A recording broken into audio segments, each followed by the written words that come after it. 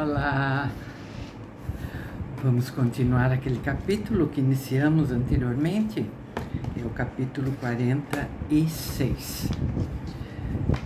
Vou pegar da onde nós paramos, tá bom? Elizabeth hesitou, mas os joelhos tremiam tanto que ela compreendeu que não poderia ir muito longe. Chamando o criado, ela encarregou-o de partir imediatamente em busca dos patrões e dizer-lhes que voltassem para casa. Depois de o criado ter saído, Elizabeth sentou-se, incapaz de se manter de pé por mais tempo. Seu estado era tão lamentável que Darcy compreendeu ser impossível deixá-la, e num tom doce e apiedado, disse: "Deixe que eu chame a sua criada. Quer tomar alguma coisa? Posso oferecer-lhe algum reconstituinte, um copo de vinho? Está indisposta." "Não, obrigada", replicou ela, procurando dominar-se. "Nada tenho. Sinto-me perfeitamente bem. Estou apenas muito aflita por causa de más notícias que acabo de receber de Longbourn." Ao aludir tal fato, ela começou a chorar e durante alguns minutos não conseguiu dizer palavra. Darcy, penalizado e aflito, pôde apenas exprimir vagamente sua preocupação e observá-la num silêncio de comiseração. Por fim, ela tornou a falar. "Acabo de receber uma carta de Jane com terríveis notícias. Não é possível escondê-las de ninguém. Minha irmã mais nova abandonou todos os seus parentes e fugiu, entregando-se a Wickham. Partiram juntos de Brighton. Conheço-o bem demais para não ter dúvidas quanto ao resto da história. Ela não tem dinheiro, relações, nada que o possa tentar. Está perdida para sempre." Darcy ficou imobilizado de espanto. "E quando eu penso", acrescentou ela num tom mais agitado, "que eu própria poderia ter evitado isso, eu que sabia quem ele era, se tivesse apenas revelado à minha própria família uma parte do que vinha a saber. Se o caráter dele fosse conhecido, nada disso teria acontecido. Mas agora é tarde, demasiado tarde."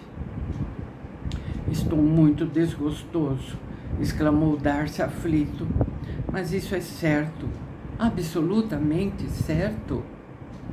"Oh, sim, eles saíram de Brighton juntos, sábado à noite, e foram seguidos quase até Londres.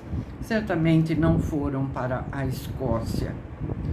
"E o que foi feito? O que foi tentado para recuperá-la?" "Meu pai seguiu para Londres e Jane escreveu pedindo o auxílio imediato do meu tio. Partiremos, assim o espero, dentro de meia hora.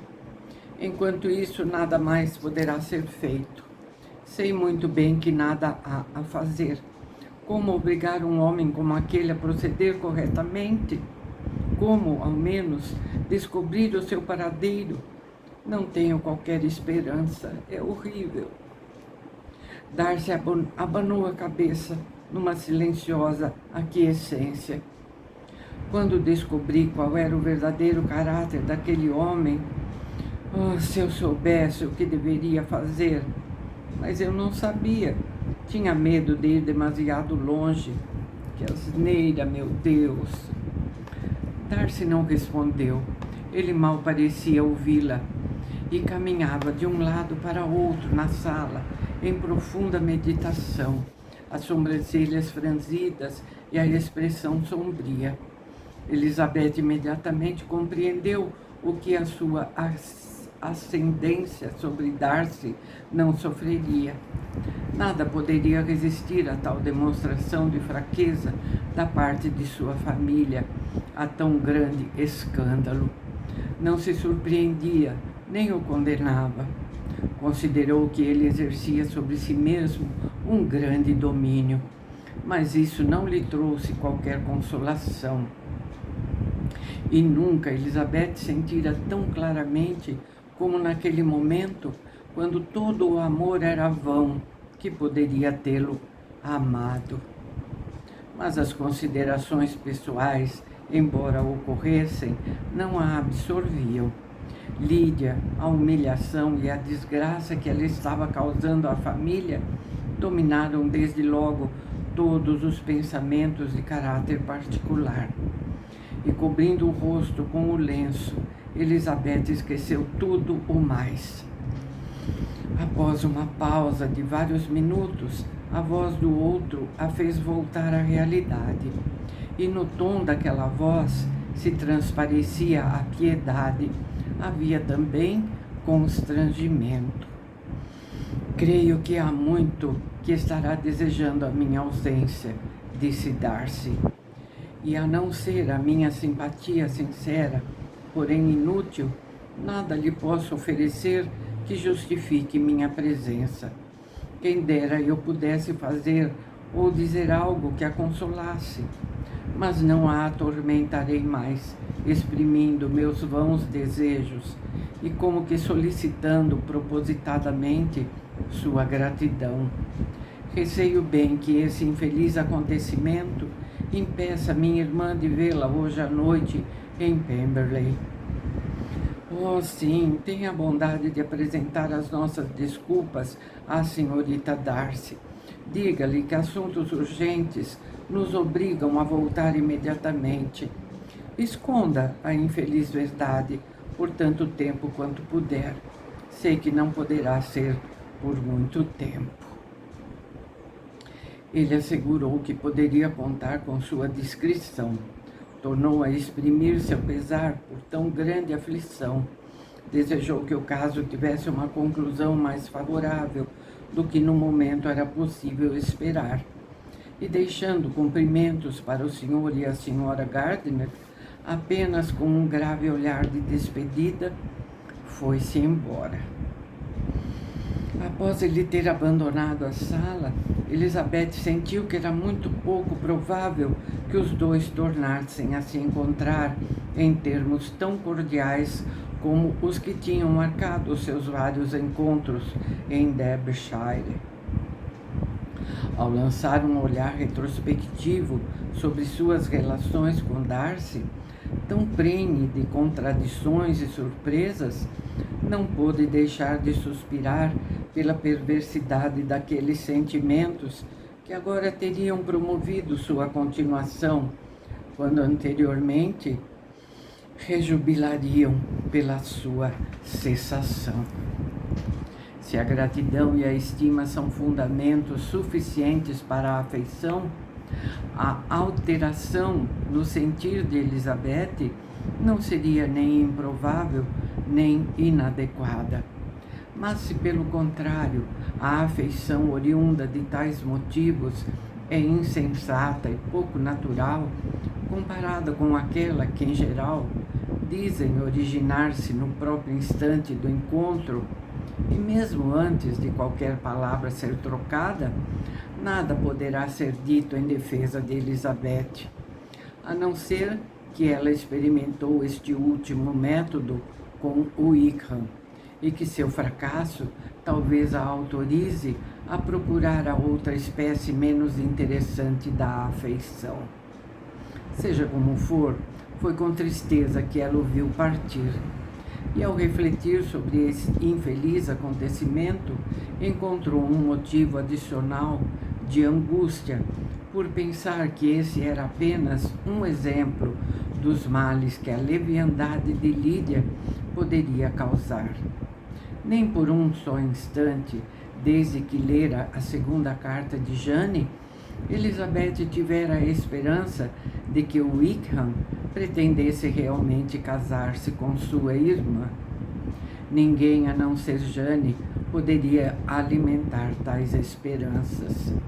A surpresa fora o que ela menos sentira naquela ocasião. Ao lembrar-se do conteúdo da primeira carta, surpreendia-se enormemente que o Wickham pretendesse alguma vez casar com aquela garota sem meios de fortuna, ou que Lídia estivesse sequer apaixonada por ele. Mas agora achava tudo bastante natural. Numa aventura daquelas, a irmã teria encontrado o encanto suficiente. E embora Elizabeth não imaginasse que Lídia concordasse deliberadamente com uma fuga sem intenção de casamento, tinha razões para acreditar que nem a virtude nem o entendimento da irmã a preservariam de se tornar uma presa fácil. Enquanto o destacamento permanecer em Hertfordshire, nunca vira que Lídia manifestasse qualquer preferência por Wickham, mas tinha, porém, a consciência perfeita de que a irmã se apegaria a quem quer que a encorajasse. Entre os oficiais, ela mudava constantemente de favorito, conforme as atenções de que eles a rodeavam. Seus entusiasmos sofriam contínuas flutuações, mas nunca sem motivo. Só agora Elizabeth compreendia o erro que cometera ao confiar demais numa garota daquela índole. Elizabeth ansiava por estar em casa para ver, ouvir e compartilhar com Jane os cuidados que numa situação dessas deveriam cair sobre ela, numa família tão desorganizada, com o pai ausente e a mãe incapaz de um esforço e exigindo constantes atenções. E embora praticamente certa de que nada poderia ser feito por Lídia, a interferência do tio parecia-lhe ser da maior importância, e sua impaciência tornou-se intolerável enquanto não o viu entrar na sala. O senhor e a senhora Gardiner tinham regressado depressa, alarmados, supondo pela versão do criado que a sobrinha tivesse adoecido subitamente. Após tranquilizá-lo sobre este ponto, Elizabeth não perdeu tempo em revelar a verdadeira causa de tudo aquilo. Leu as 2 cartas em voz alta e insistiu no post-scriptum da última com trêmula veemência, embora Lídia nunca tivesse sido a favorita dos tios. O senhor e a senhora Gardiner mostraram-se muito afetados, e não apenas por causa de Lídia. Após as primeiras exclamações de surpresa e horror, o Sr. Gardiner prontamente se pôs à disposição, prometendo fazer todo o possível. Elizabeth, embora nunca duvidando de tal atitude da parte dele, agradeceu com lágrimas de gratidão. E como todos os 3 viviam na mesma tensão, os pormenores relativos à viagem foram logo combinados. Resolveram partir naquele mesmo instante. Mas o que faremos a respeito de Pemberley? Indagou a senhora Gardiner. John disse que o Sr. Darcy estava aqui quando nos mandou chamar. É verdade? Sim, e eu lhe disse que não contasse conosco. Por esse lado está tudo resolvido. Dentro de 1 hora tudo estava pronto. E como, entretanto, o Sr. Gardiner tratara da conta da hospedaria, nada lhes restava fazer senão partir. E Elizabeth, depois de todas as aflições da manhã, encontrou-se, mais cedo do que esperava, instalada na carruagem e a caminho de Longbourn. Que aflição, não, gente? Que coisa agoniante mesmo uma situação dessa, né? Bom, vamos ver como as coisas vão se desenrolar, né? Ficamos aqui na torcida para que seja o melhor, né? Afinal, estamos acompanhando uma história e querendo saber, né? Tudo que vai acontecer, tá bom? Então é isso, volto no próximo vídeo para continuar aqui. e a gente conhecer o tanto de coisa que ainda vem pela frente. Tá bom? Tchau.